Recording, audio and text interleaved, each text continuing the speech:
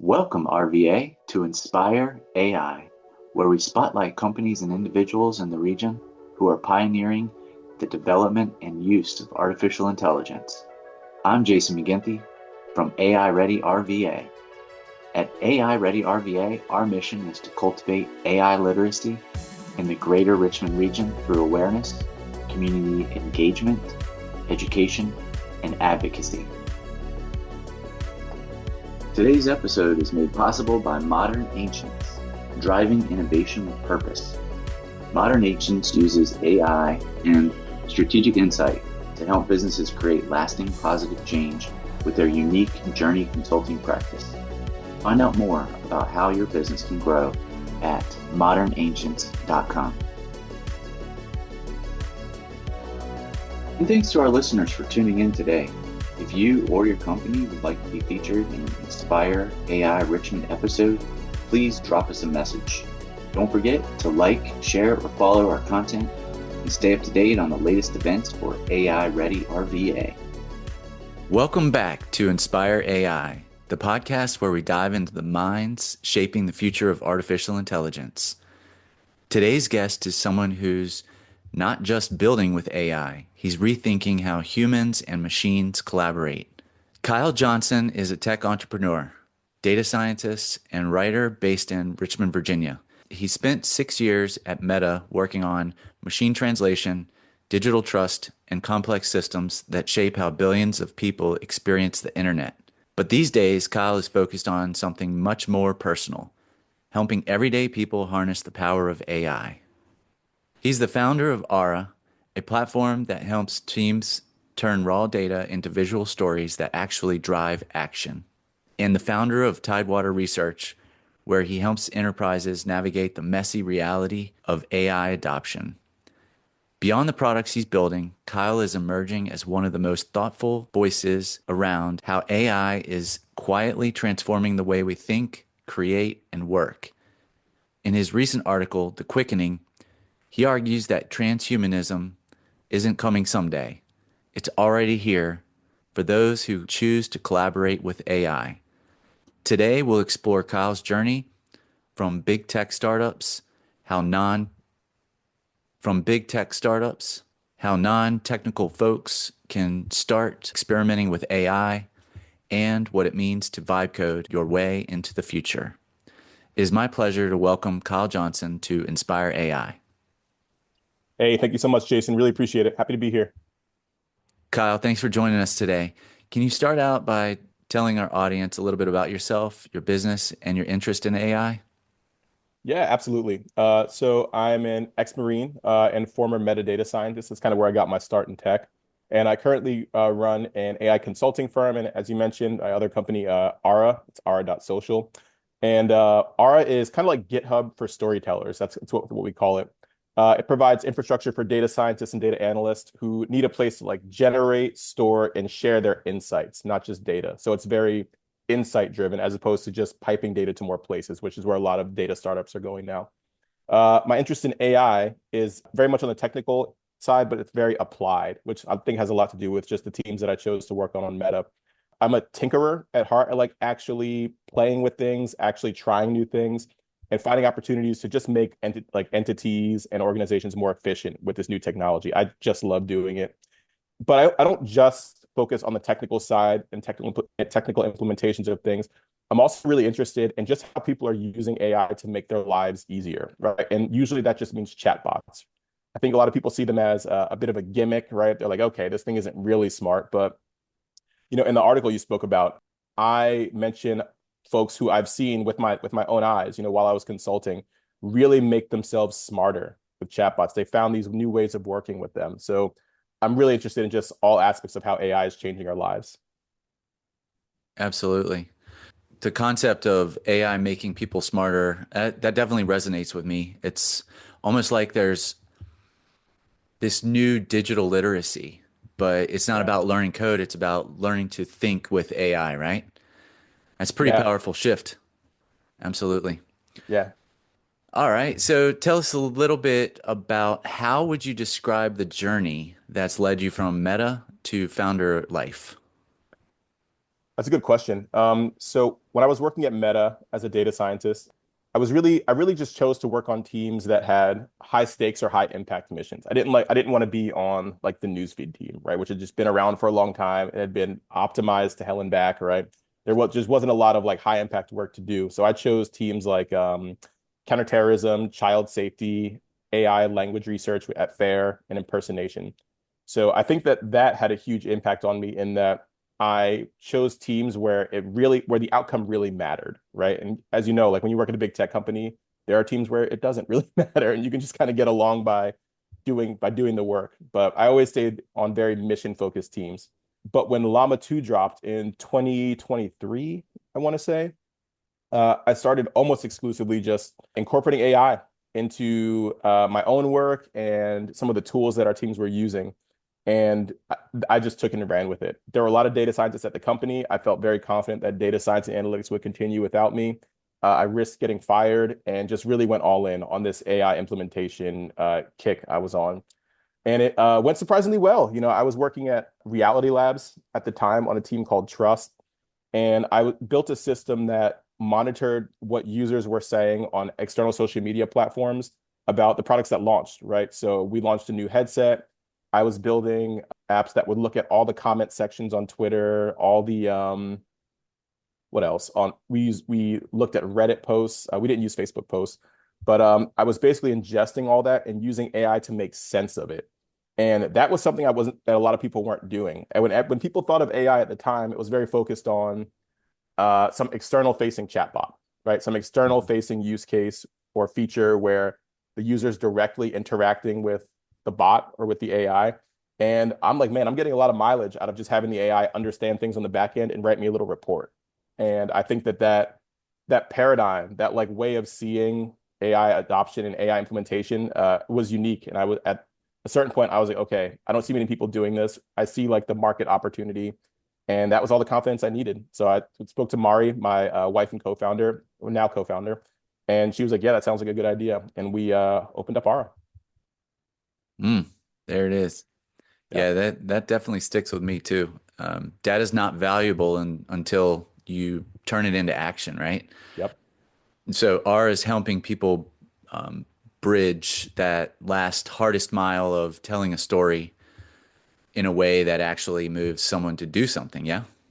Yeah, yeah. It's funny you say like the hardest mile because I call it the last mile delivery of like Mm, the data value chain, right? You yep. actually have to get it into someone's hands who is going to make a decision, right? A lot of data scientists and data analysts, this is probably the number one mistake that data scientists make in their first like 5 years of their career. They make these awesome analyses, but they don't think about that last mile delivery. They don't think about who they're going to even deliver this thing to. They don't Mhm. think about what decision it's going to support. They don't think about at the end of it, I always tell like my mentees to like make a recommendation for what to do next. But a lot of the time they would make a recommendation that was like completely out of touch with where with where the business was. And you can do a lot of work and not get much for it. So yeah, that last mile delivery is very important. And at Ara, I think I think that's where if you think of the value chain as a funnel, that's where a lot of the value drops off, right? Just getting Yeah. that insight into the right people's hands. So that's what we're focused on. Mm, yep. Awesome. Yeah, it's really good to know your customer and to be able to articulate the problem you're trying to solve with the technology before you go dive into just experimentation mode. Yeah. I think that's one of the reasons why like 90% of all data science experimentation doesn't make it to production, you know? Yeah, totally agree. I think that having it's funny because data science it's firmly in like the tech world. Like you would sit on a product team with like engineering managers, UX Mhm. researchers, data engineers, but I think it really straddles the line sometimes. It's like almost a business function in a lot of ways. And I think that knowing how to be a translator between the two worlds, It's totally it's a a business function. yeah, yeah, absolutely. And just knowing how to translate between those two worlds is super important, but it's not really spoken about. Everyone's worried about the newest models or Uh-huh. being super like stats rigorous, which you should, right? That's Yeah. good. But you need to really be thinking about why we're even doing this, right? Yeah, it's not tech for the sake of tech, for sure. Yeah, Awesome. absolutely. All right, so let's double click on Aura. What problem are you solving, and what makes it different than other data tools? Yeah, so the way I like to pitch R is it's GitHub for data storytellers, right? Software engineers have this platform, for those who don't know, called GitHub, where you can kind of share your code with everyone else. And it acts like a central repository where you can work on code together. You can take someone's project and fork it, which means kind of creating a new project out of that one. And it's kind of the one central place where your code can live and be shared, right? And in some cases, be even like deployed from, right? If you're using something like Vercel. But there's nothing like that for people who are telling data stories, right? For folks who need to, create analysis, they need a central place to create the analysis, to store it, and to share it from. There's nothing right now. And I'd argue that in most organizations, Google Docs is doing the hard work. People Hmm. are doing an analysis in a Jupyter notebook, right, or an R Markdown notebook. They're screenshotting their charts, they're Hmm. pasting them into a Google Doc, and Hmm. they're saving it as a PDF, Hmm. right? And that's where all the data analysis is happening. There are very unique challenges of doing a data analysis, and no one's really tackling them. No one's really facing them. So that's what R is doing. And I think that one concept that isn't really spoken about is again what I call like the data value chain, right? So you start with raw data, which is just observations of things that happened, right? From there, you Yeah. have to turn that into insights. Those insights need to be fed into decisions. The decisions need to drive action, and then from the action, there's impact, right? So Hmm. in a way, it's a funnel, right? There are drop-off points between each one. Sometimes you don't have the data to make the insights. Sometimes the decisions, for whatever reason, don't become actions. We're really focused on that insight to decisions transition, Hmm. right? It's data scientists know how to turn data into insights, but Hmm. from going from insight to decision, having what I like to call a storefront for your insights, right? If the data science team or data analysis team was a business within a business, which it is, right? You're kind of selling the insights. They need to be timely, they need to be related to the context of what's going on in the business, and they need to be actionable, right? But that's what you're selling. That's what a data team is selling. So we're kind of building infrastructure for those data teams who need to sell their wares, as it were. Okay. So help me visualize this a little bit more. Sure. You're selling infrastructure. What does that mean in like something that they're trying to deliver? So they have this concept. It's data driven. They want to get their concept and the richness of their analysis out of a Google Doc. What does it look like to them in their final product? Yeah, so it'll look like something close to medium is how I would describe it. Medium is great because they really put a lot of effort, and I respect them for this, a lot of effort into what the articles that you write look like. Like Hmm. you could tell they put a lot of design effort into it. They made it very easy to comment on specific parts of it and highlight certain parts of it, right? And I really, really, really was kind of inspired by that experience. So what we want to have is for every data team, a nice little repository of analyses that have interactive charts on them, right? That's something that should be standard, for folks doing data analysis. Like if you make a chart, why are we still screenshotting? Like why are we screenshotting anything? So I really want to make the experience of reading an analysis and sharing an analysis good. And Awesome. I think that like when it comes to sharing too, like a lot of there's this concept of like open graph information where there's when you share something on social media, you see like a little preview, right? Why shouldn't that shared preview be highly tailored to the analysis that it's related to, right? Yeah. And it's little features like that can really go a long way. And they're not like I've even gotten to like the AI features, right? But they're just little things that would make the product or make the experience of folks doing data analysis and sharing it a little bit sweeter. So we're kind of just like hyper focused on this one area of data analysis and data science. Cool. All right. So you've worked on everything from machine translation to integrity systems at Meta. And I just love the fact that you've worked on counterterrorism and all of that. That's amazing. I would love to hear some stories about that sometime. But tell us, how has that shaped how you think about AI today? Yeah, I actually love this question because it's one I hadn't thought of, and I'm so glad we're talking about it. So I think the primary, and this is kind of a different answer that a lot of folks might expect. I think the primary way that it affected, that working on these very unique teams affected my view on AI is that I spent a lot of my time working with decisions made by humans, right? So imagine content review, you know, Meta's not just going to delete someone's account because a machine said to do it, right? At the end of the day, you need what we call ground truth or a human to look at it and be like, yeah, this really is an account impersonating Elon Musk, right? Which was a very common thing at the time. So, when humans are making those decisions, it forms a kind of data, right?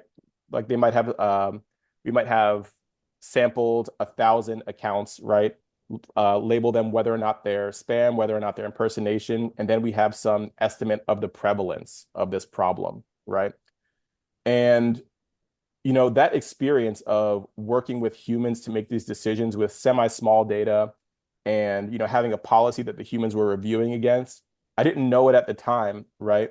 But that is the perfect mental model for how I like to leverage AI on the back end, right? So the reason we used humans on the back end was because at the time they were the only ones who could say, yes, this post is alluding to some terrorist organization. It was actually really hard to build classifiers to do that back in the day. But now, an AI can easily do that, and they can do it with images too, right? So the game has completely changed. And what I realized, when AI started to get really good was that I can take that exact same process and use it for whatever we want, right? So a good example is the product or the feature that I spoke about a little bit earlier, where you can kind of ingest all the social media chatter about your product or something that happened at your company and use AI to evaluate it. Say, hey, is the user here or the poster praising our company or no? Are they mentioning a specific product? Are they mentioning what might be a bug? What's the sentiment, positive or negative? Are they mentioning a specific person who works at the company? Because they did that a lot with Facebook, right? And you could take all of that, aggregate it, and then just do data science on it, right? You can just chart it over time. Is it going up? Is it going down?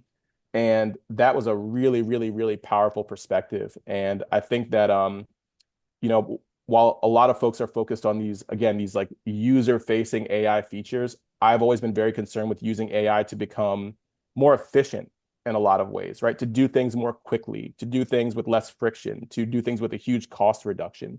So, the flashy AI feature, everyone wants to do it, but the value sometimes it's hard to communicate because you don't really know how it's going to land, right? You don't really, until you test it, you don't know what it's going to do to your daily active users or whatnot. But with this approach, using on the back end, we can say, hey, here are 5 processes that we're going to automate, and we can, if we do this correctly, with this tolerance for accuracy, you can expect about an 80% cost reduction, and that resonates with CEOs and leadership because it's just so tangible. Most definitely. Yeah, it's a great reminder that some of the highest ROI is invisible. Yeah. We all want to make the machine run smarter in the background, right? Yeah, no, that's a great way to say it. The best ROI, I might steal that actually. The best ROI is invisible, and I think that that's again, AI is just like any like hype train in tech. Like Hmm. you see the flashiest parts of it. You see folks, getting $100 million valuation off of something that looks very visually impressive. Hmm. But at the end of the day, it's a technology that needs to be leveraged for your own purposes, right? And I see no shortage of opportunity in just making things more efficient on the back end. Yep. All right. Okay. So we have a fairly large, I would say, professional audience that needs to hear how they can take these concepts and do something with them. So, what's the biggest misconception non-technical folks tend to have about AI? Yeah, I love this question. I think the biggest misconception they have is that they can't participate in this new wave of tech. So if you think of the last few waves, they were a little bit less accessible, right? I think of like the big data wave about 10 years ago, right?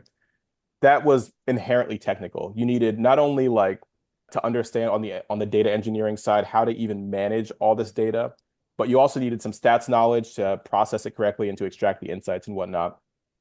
This is different. AI is different because of the medium that it happens in, right? AI, God bless the engineers who created it this way. It operates off of natural language. right? The whole point is that you can just talk to it like a human, right? And they've kind of tweaked it to make it even more human, right? To make it like respond to you as if it were in this conversational way.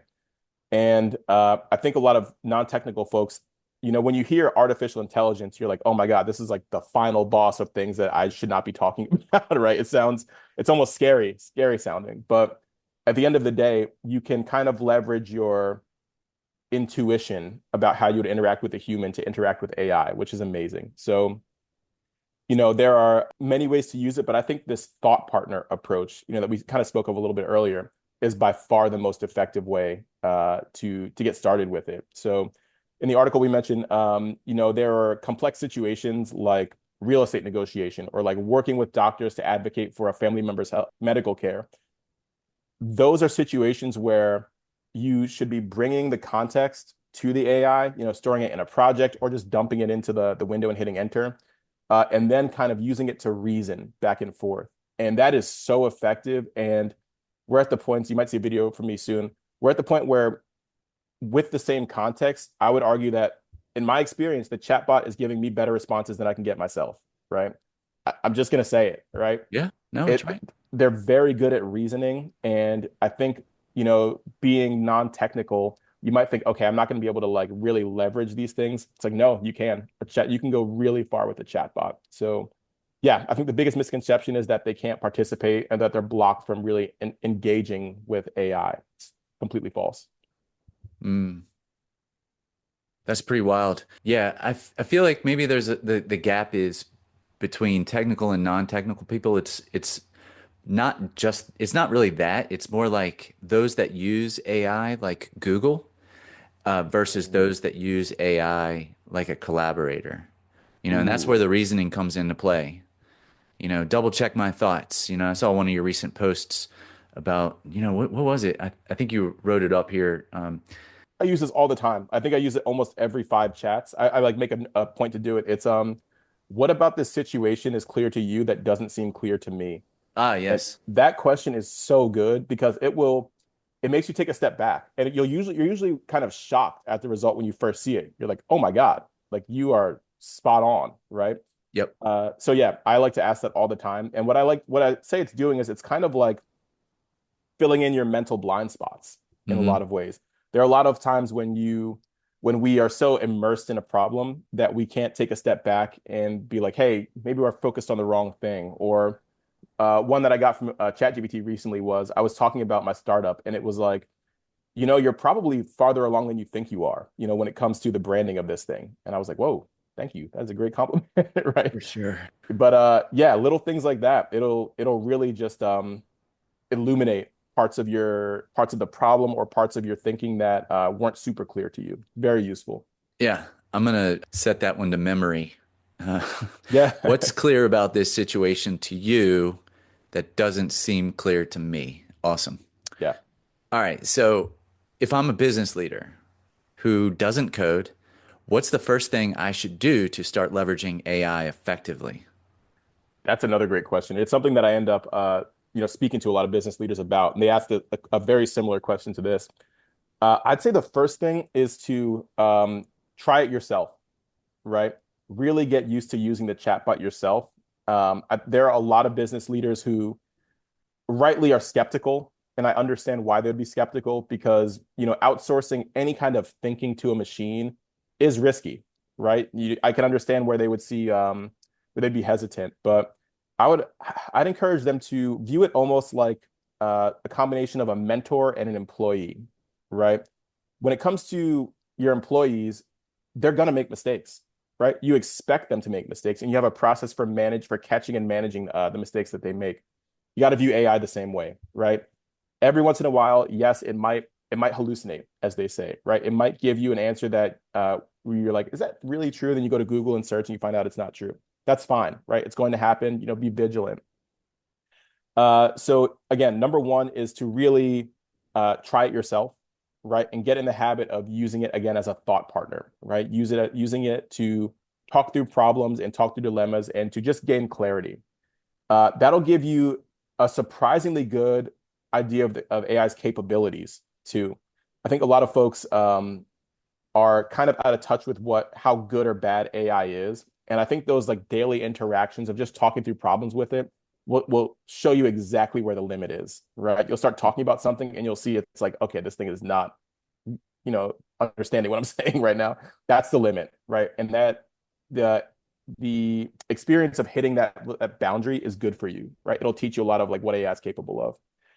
And secondly, and this is something that I do to start out pretty much every consulting gig, is have your team leaders, however your business is structured, conduct a really quick audit of just the repetitive processes that their departments are doing, right? And there will be many of them, right? So the customer service team is a great example. This is where I'd argue that most of the best processes come from in terms of like automation, their ability to be automated. So you would go into the customer service department and say, what are our reps doing every single day that takes a long time, right? One example I found recently with a client was she was leading a call center, right? And if it turned out that her reps, what she would do every single week was she would sample some number of calls, read through the transcripts, and evaluate them against some rubric, and then write up a little report and do an evaluation. And that is a textbook AI implementation case, right? Because again, when it comes to AI for understanding, it's so good, right? So what we ended up doing was building a little pipeline that took the audio, transcribed it, fed that to a chat bot next to the rubric, said, generate some evaluation, using structured output. And from there, we had basically a checklist of what the rep did or didn't do, and then a little report for what they could do better. And doing that kind of unit by unit, in your business, that will take you a long way. And the beauty of it is, if your employees or reps can really articulate the process they're doing, if they can say, hey, here are the 5 steps to what I do, you can hand that to an engineer who knows how to build AI pipelines. And that is the program flow, of what they're going to build, right? So that process of just going through, finding the repetitive processes, naming them, outlining the steps, and then just passing that to a team of like engineers who know what they're doing with AI is powerful. And I think that alone you'll see crazy cost reductions. Like you'll see like if you can do this in a week and save like hundreds of man hours, it's ridiculous. It's a crazy time to be doing AI implementation. Mm-hmm. Plus employee satisfaction, personally, like nobody really wants to be doing those repetitive things. Exactly. So Exactly. yeah, right. So your advice is to personally sharpen your thinking, your AI access, and leveraging it on the daily, and then upping your business operations by sharpening your tools in automating the repetitive things out of the business. That's great. Right. Yeah. And I think I start with the personal Mhm. part too, where I'm like, hey, you yourself should be trying this thing, right? Because I think it deals with the skepticism very well. And I've yet to meet a business leader who actually committed to using it to make decisions and didn't like it. Yeah. I have yet to meet one, right? I've done a bunch of consulting and I haven't met a single one who, after giving it a real try, has been like, this isn't useful, right? And I think once they see it for themselves, once they're like, oh my God, this thing taught me something, that's when they're open to AI kind of proliferating through the company. Yeah. So in with the inverse in mind, do you think there'll be a time when people need to be concerned about how much the AI is doing for them and how little they're using their brain functions? Like what's your Ooh. have you considered that at all? Crawling through the minefield of figuring things out on our own, it's now all abstracted away. Like what's the future of human thought if Yeah, AI is doing all of that grunt work for us? that's a good question. Yeah, I worry about that sometimes, especially with like creative writing.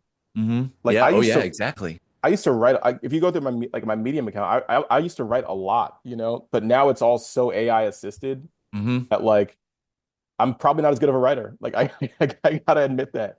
And I don't know, maybe in the future, everyone will adapt to AI writing most of the code, just like no one has to really do computation by hand anymore. Hmm.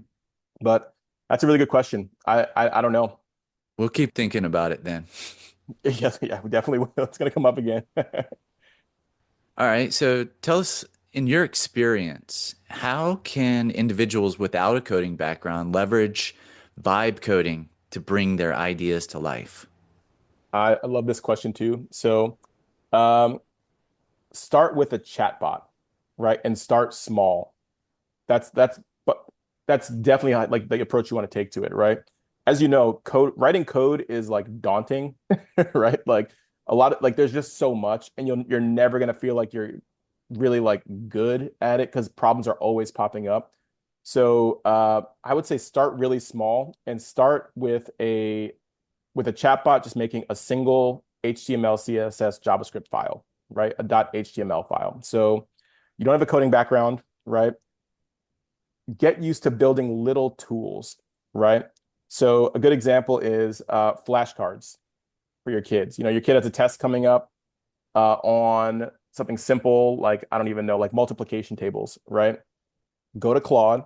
Claude is good because it lets you build things and see the actual output, like the web page that you built in the UI, which is amazing.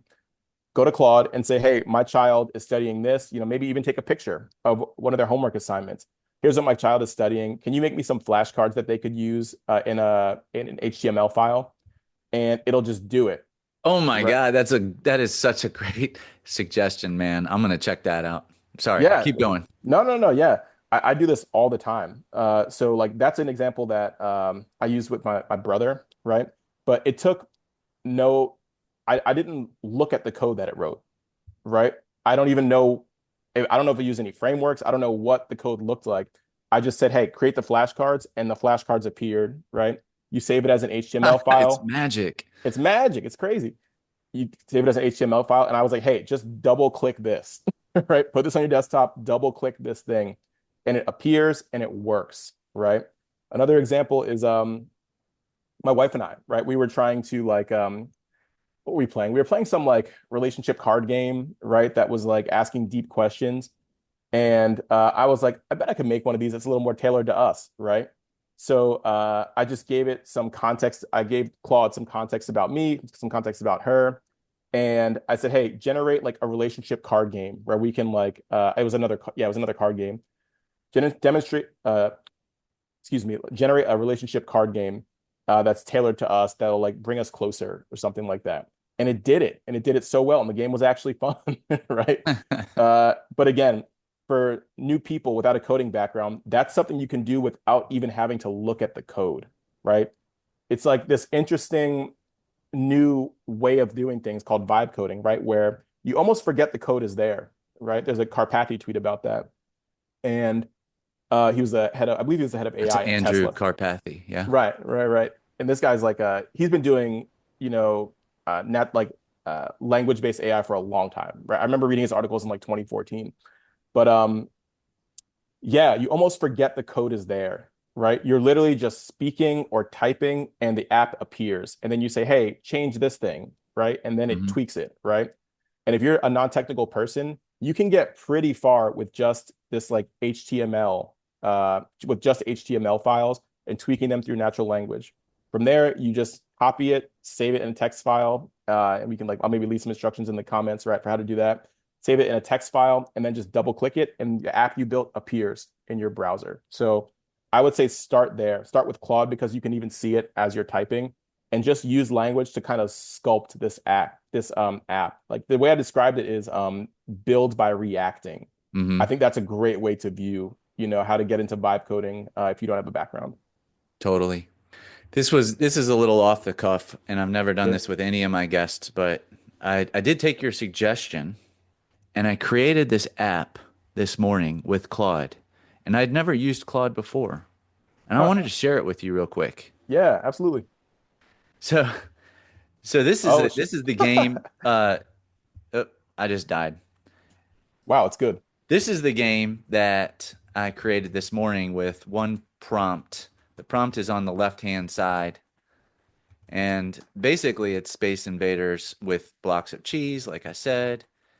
Um, and I'm just blasting them away. And I do have lives.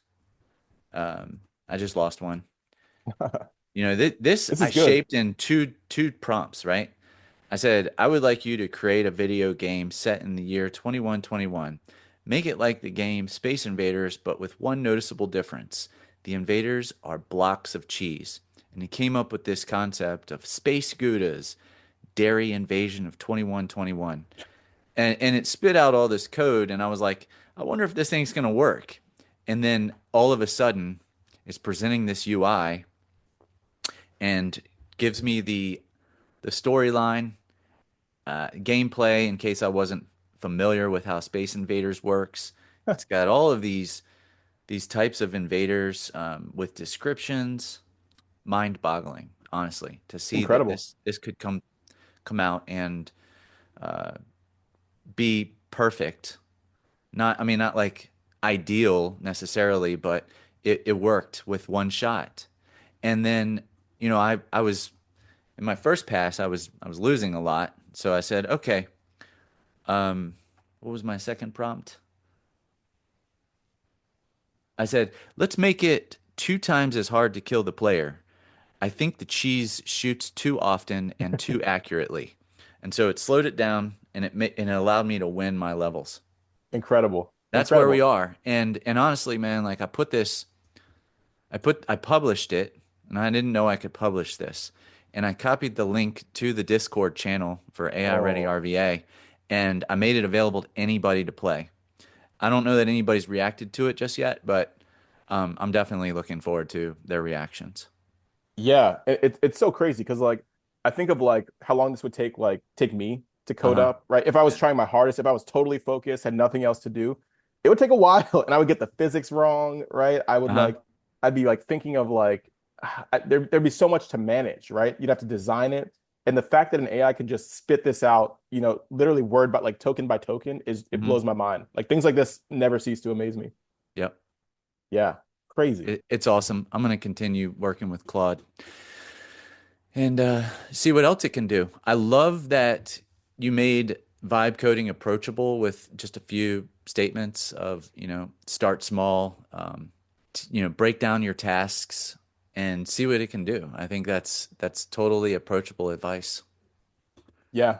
Yeah, absolutely. I think it's also a good way to get into coding. Like one thing that I never liked was how everyone's saying like, oh, it's not a good time to major in computer science or learning to code is dead, right? I even though I use it to generate a lot of code, I totally disagree, right? Because code is the medium between natural language and everything now, Yep. right? If something can be controlled with code, now you can control it with your voice or by typing words in natural language. Yep. If you have a and any kind of understanding of code, you're so much more empowered to build things with AI now. And anything that you can hook up, to any kind of code now is AI controllable. So yeah, I think there's never been a better time. And I think it's a great way to get started. Absolutely. So, what what tools or platforms would you recommend for non-technical folks eager to experiment with vibe coding? Yeah, I would say definitely Claude, just because again, it has that UI that we just talked about, and you can kind of talk through things with the web page next to you, right? So it's almost like you and the chatbot are like looking at. I think of it as like sculpting in a lot of ways, right? It's like you and this assistant are just looking at the statue, and you're saying, the arm looks a little funny. Can you like take a little bit off the shoulder, right? And it just Hmm. chisels a little bit off the shoulder. I really think of it like that. So definitely Claude. If you want to get a little bit more down and dirty, I would say Cursor. I think it's cursor.ai. Cursor Yep. is a beast and it has completely changed how I view coding in so many ways, right? For those who don't know, Cursor is what's called a text editor, right? Which is where you actually write the code out. And it has AI integrated in really, really, really nice ways. So everything is kind of right there. And if you want to extend, the game you built or the flashcards you built, you would dump that text into Cursor and then just chat over it there, and it can kind Yep. of make more edits. So it's really good. And things are, the Cursor team, I think they went from like 100 million annual recurring revenue to 200 in like a month or something like that. Something crazy. And these guys are one of my favorite companies. Like they're really good. So I would say follow what's happening in that space with Cursor. But those two tools will get you really far. Yeah. Yeah, that was my first step into vibe coding was with Yeah, an IDE like Cursor. And, I use VS Code same. at work. Um, and I've used various other IDEs, but Cursor was like VS Code on steroids. And when I started, mucking around with that thing, I ran into the occasional error. Maybe I was asking for some code updates that I didn't have some of the packages Yeah, built into my system already, and so I would have to troubleshoot my way through that. But it was a profound shift for me, just experimenting with that. I did get some of the most basic apps working.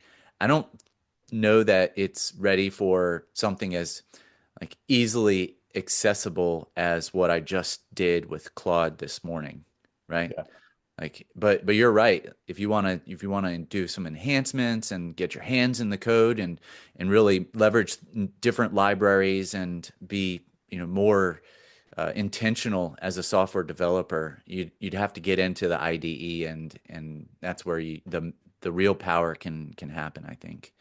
yeah, absolutely. So, what common hurdles do you think non-technical individuals face when diving into vibe coding, and how can they overcome them? Yeah, so I think there are a few different kinds of ways that you can build, when it comes to vibe coding. One is just building like kind of like one-off apps that you might send to a few people and that are useful, right? I think honestly there's going to be a lot of folks in the future who are building little tools for their teams. They just need to share them. I think that's going to be a lot of code now. And you as an EM know it would be insane to be like, hey, can you build a tool for us that we need later today? Like that would never happen nowadays.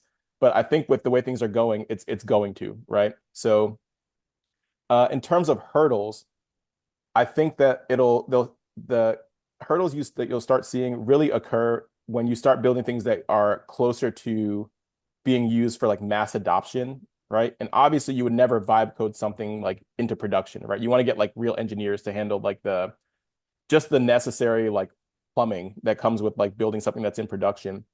But I think there is a middle ground, right? And I find myself building a lot of like prototypes and MVPs, both for companies or just to like show folks or just for like to show my like co-founder and like my team. And sometimes they incorporate uh expected functionality, right? Is kind of what I call it, right? Where people want to be able to log in, right? People want to be able to change their profile. You might want to have billing enabled, right? You might want to have, authorization or with a database with authorization, right? And those things are not something that you want to be coding yourself, right? Right. Like you do not want to code up, and like I learned this the hard way. You don't want to code up like an email registration flow, Hmm. right? It sucks. No one wants to do it, right? So I think a huge hurdle for non-technical folks is when they encounter that, when they encounter having to build some kind of expected functionality. And a lot of them will be like, okay, I'm already vibe coding. Why don't I just vibe code this, right? And I would say, don't. Do not vibe code these like standard things, right? So I would say like the way to overcome that hurdle of these expected things that everyone expects to be fast and smooth is to use frameworks and templates as much as you can when you get to like the bigger stuff. So there are JavaScript frameworks. One is next.js. I like vue.js. So thumbs up. Nice. I like vue.js, which is I think yeah, it's called Nuxt, the framework. And I would say leverage those as much as you can because they have a lot of that stuff built in, right? And on top of that, the AI knows how to incorporate it, right? The AI Yeah. knows Next.js, it knows Nuxt.js. Hmm. Going another level higher, use a Well, can framework. we just like Yeah, go ahead. talk through that one a little bit? So, Sure. giving a prompt, a natural language prompt to the AI and say, go build this Space Invaders clone is one thing, but how do you incorporate Next.js into a prompting system like that? Can you give me an example? Yeah, and this takes a little bit more experience, and it might be a little bit down the road for a lot of non-technical folks. Hmm. But eventually, you want to learn how to kind of spin up like these full stack apps, Hmm. right? So this is where I think the vibe coding gets fun, right? Because you can build such complete systems really quickly. So I would encourage anyone to go to like just Google Next.js, and you'll see what I'm talking about, right? But it's a framework with kind of like that's kind of batteries built in.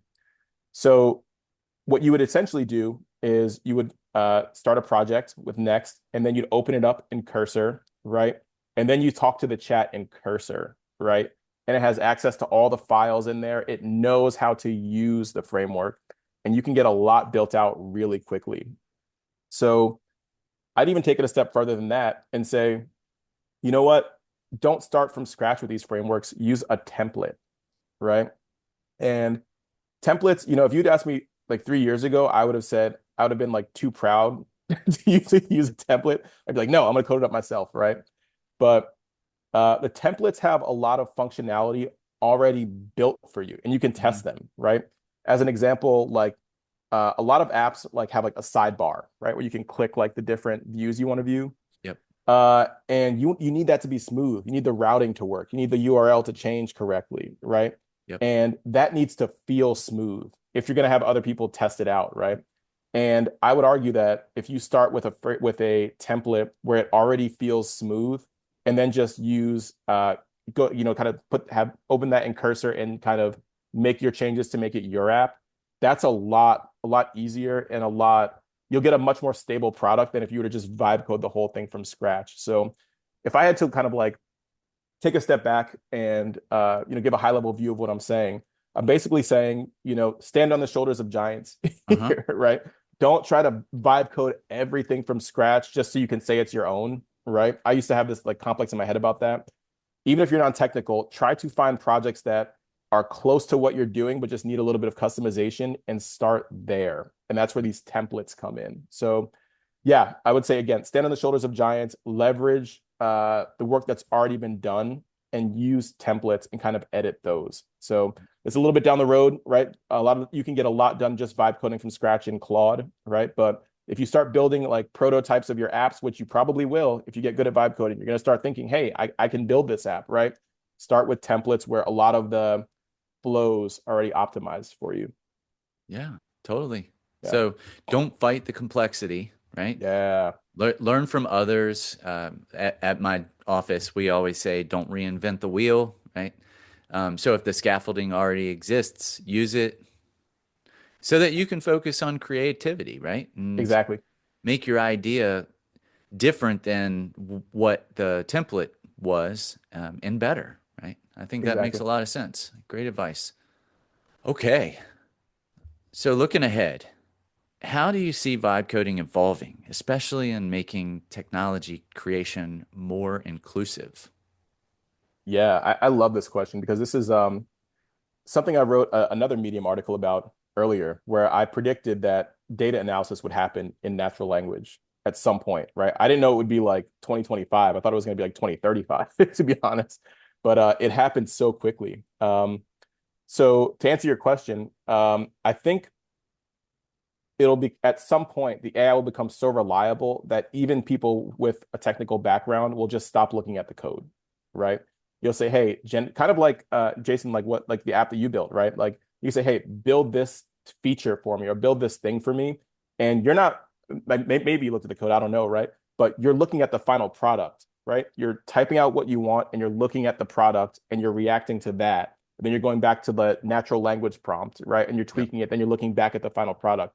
In the middle of that is code, but you're confident, right, that code is correct, right? So you don't have to look at it that much, right? Yeah. I think that will be how vibe coding evolves for the better, right? And that's going to make it more inclusive, where a person who doesn't have a technical background, who doesn't necessarily, speak JavaScript, they can say, hey, I need to review a bunch of tax forms, right? Just build me a UI where I can quickly skim through this section for each one. And I hit the right arrow key and the next one pops up. And if I hit the space bar, then it deletes something, right? Yeah. That kind of useful vibe coding software, I think is going to be able to be built really quickly. And I think that you won't have to worry about the code, right? So that's going to really, really make adoption much faster. When I say adoption, I don't just mean of chatbots. I mean the adoption of people interacting with code, people building things, right? Yeah. So Yeah. yeah, I think, the first thing that's going to change is that the actual code will just kind of fall away. Just like a lot of the computation that happens on our, like right now, we're both using laptops, right? But you don't have to think about anything memory related. You don't have to think about any computation, right? It's just happening. I think secondly, there will be a lot more, and I don't know the best way to say this, but there'll be a lot more forms of creating that will also start to occur in natural language. So data analysis is the example I just used where let's say you're investigating bank fraud, right? You have some system that's hooked up to a huge database, right? And maybe you're just talking, maybe you're saying, okay, I'm suspicious about, Tim Smith's transactions last month. Show me the last 10 transactions. Then on a screen, the transactions show up, right? Or maybe you're wearing a VR headset. I don't know, make this even more futuristic. And then you're like, okay, of these transactions, how many were outside the US? And then those pop up or the answer pops up. And you say, okay, show me who they were to, right? And then you see like a few different names. How many of them were over $100,000? And then, you see a bunch of transactions and one name pops up. And the analyst is like, found it, right? I found the fraud. I think that kind of thing is going to become much more common as right now, again, there's this intermediate code step, right? Where I have to take myself out of my investigation mode and write code, right? That's what my job was when I was working on integrity, right? What I wanted to do was kind of be an investigator, right? Was to be asking questions, kind of interrogating the data, right? But I would have to take myself out of that loop and use my brain to write code, which kind of completely snaps you out of anything else you're doing. So I think that, for this data analysis example, you can stay in the investigative mode, right? The medium is just natural language, which we're used to. So the code will kind of fall away and it'll become much more easy to just do the thing you want to do, right? I think that kind of thing is going to extend to many different domains that I probably can't even think of now, right? I'd imagine like wearing a VR headset. Let's say I'm an interior designer. You walk into an empty house, you're wearing a headset, and you say, style this in some like with like Art Deco. Give this an Art Deco theme. Put the couch right there. Okay, move the couch over here. Actually, let's imagine that there's a house party happening right now, and all the people appear around you, right? Mm. And these things will be happening again. On the back end, there's code being written. There's some kind of config or something being generated that's changing the thing for you, but you are just thinking in natural language and reacting to what you see. And I think that pattern is going to really expand to lots of different creative endeavors for forms of building. Wow. I believe it. An hour ago, I probably would have been way more skeptical, but the way you described it, I totally believe it. And it's not about obsessing over the code or learning to code really anymore. Right. Although you did say something that I believe to be true. We need coders. We need people that understand the code. Like you have to be able to elevate your vibed output to something Yeah. extensible, something production ready, scalable, all of that. That's super important for running businesses with software. Yeah. That has to still exist. And I don't think AI is there yet.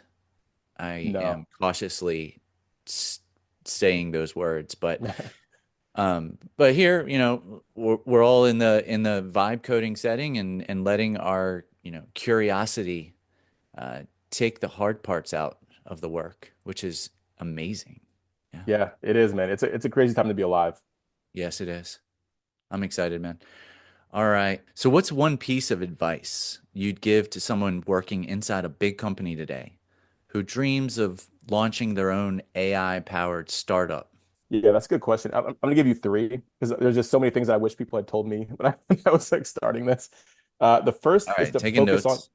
yeah, Just kidding. yeah. The first is focus on problems, not solutions. AI is a solution to many problems, but you will get much further by focusing deeply on a problem, preferably one that you experience yourself, right? Which is kind of how I started Ara.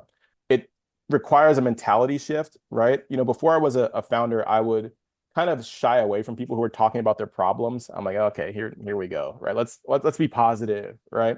But you want to start being obsessed with that. Like when someone starts talking about their problem and you're a founder, you should kind of hone in on that, and be like, yeah, well, like actually what's going wrong, right? A lot of time you'll find out that they're like, man, I have all these customer service interviews that happened and I don't have enough time to process them. My boss is pressuring me to hit these KPIs and I just can't seem to get it done. As a founder, you're like, boom, that's my startup idea, right? You go home, you vibe code out a prototype, right? Which is exactly what I've done before. You vibe code a prototype, you hit that person up like, hey, you want to check this out really quickly? Maybe you send them the published Claude link, right? And you're like, would something like this help you out? And if they say, oh my God, yes, I can't, oh, this would be a godsend, right? You have validated that idea, right? You validated that someone will pay you for this, right? Because you just solved their problem. So I would say, firstly, focus on problems and kind of match them to solutions. It's a mentality shift that is kind of counterintuitive, but it will get you really far. Like the best startup founders are obsessed with problems. They look for problems. They go networking just so they can hear people's problems. So that's number one. Number two, leverage AI to the hilt. Leverage it as much as you can, but also leverage experts in your network. So I have a rule that if there's a concept or something that I just cannot figure out or something I can't crack, I reach out to somebody on Upwork or I reach out to through my network, right? A good example is when I started, I was using like the raw Azure cloud, right? Just to like launch my prototypes. It's a pain. I mean, you know how cloud goes, right? Like they don't try to make it easy for you. And I was like, okay, I don't know how to do this. So I reached You got out to know to, everything in order to do anything. yeah, yeah. It's a thing, man. It's like there's a lot of coordination necessary. And I reached out to a cloud expert and he's like, honestly, like you can, if you want to, you can go this route, but it seems like you're more product focused and you just want to launch. Why don't you use something like Vercel with Supabase as the back end? Those are two products for those who don't know. And it was the best advice I'd ever gotten, honestly, right? It saved me so much time, and the AI, for whatever reason, couldn't pick up on that, right? But this human, still had some advantage that the AI didn't, in that he could kind of see where I was, right, and be like, "Hey, this is probably a better path for you." And it was some of the best advice I ever gotten. So always remember that AI can't do everything, and when you're really stuck, reach out to humans. It's a great way to network, if nothing else. And lastly, is to just get used to uncertainty. And this is the trickiest one because it feels like you're doing something wrong if you were good at your job, right? If you're good at your job, people bring you in when they need certainty, and you usually have seen the problem before, and you're like, oh yeah, just do this, right? There are only so many things that can be different, and you just have this like great pattern recognition for it. When you're a founder, those are the exact kinds of things that you need to be paying someone to do, if that makes sense, right? If there's an established way to do it and if you feel comfortable doing it, it feels familiar, that's not what you need to be working on, right? You need to be kind of bringing new things into existence and dealing with problems where there isn't certainty yet, because you're doing something new, you're building something new. So I would say getting used to that and understanding that it's not a bad thing, understanding that this constant, you know, not knowing exactly how something's going to pan out is a sign that you're doing something worthwhile, right? It's not a sign that you're dumb. It's not a sign that you're bad at your job. It's a sign that you're kind of on the right track, right? And once you get comfortable, once you're like, okay, I got this, this part of it makes sense. That's when you need to hire somebody, let them handle it, right? And you kind of like drive on, and find new opportunities. So I know that's a lot, but these are things that I wish somebody would have told me much earlier in my career. That's beautiful, man. That's gold. So fall in love with the problem, not the tool, right? Right. And I love the mindset. If it feels routine and certain, maybe it's time to delegate, Yeah. right? Yeah. Yeah, I love absolutely, the man. I love the uncertainty pieces. That's where the real human instinct kicks in. Yeah, And the creative side of us can thrive and build things that no one's ever thought of before. absolutely. And also like it kind of brings out a side of you that is that you might not know was in there. This is getting a little woo-woo, right? But like it's when you're again, when you're doing work that feels that you're used to, right? You don't have to be like daring, really. You Yeah. don't really have to be you're going to be creative, but not to the extent where like you would be creative if you genuinely don't know if something's going to work out, Yeah. right?